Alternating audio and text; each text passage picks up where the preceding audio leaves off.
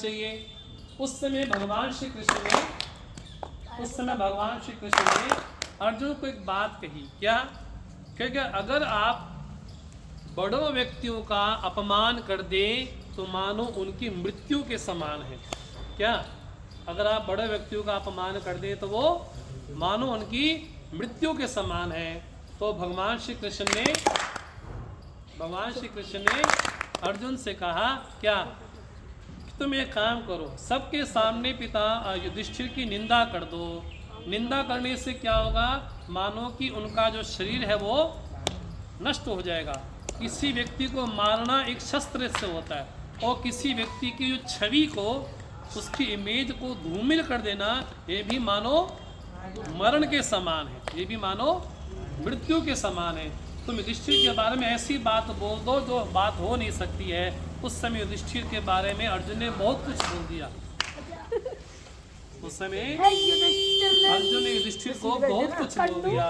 जब बहुत कुछ बोल दिया तो बहुत टाइम बोल दिया, तुम बड़े कायर हो, तुम किसी काम के नहीं हो, और तुम अपने आप को अहंकारी हो, तुम बड़े समझते हो। तो क्या हो गया? इसका क्या हो गया? युधिष्ठिर की मानो की मृत्यु हो गई। सबके सामने जब अपमान कर दिया तो क्या हो गया? तो मृत्यु हो गई। अब क्या हो गया? भगवान श्री कृष्ण ने अर्जुन से कहा, एक बात और रह गई है। क्या? बड़ों व्यक्ति की तुमने अब तो किसको मार दिया है?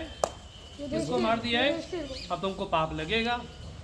तुमने क्या मारा है? युधिष्ठिर का जो शरीर है, उस शरीर को तो नहीं मारा। किसको मारा? उसकी छवि को मार दिया, उसकी इमेज को मार दिया। उसकी जो छवि समाज में बनी थी, तुमने छवि को मार दिया, तुमको पाप लगेगा। तो अब इस पाप का निवारण कैसा हो? तो भगवान श्री कृष्ण ने कहा,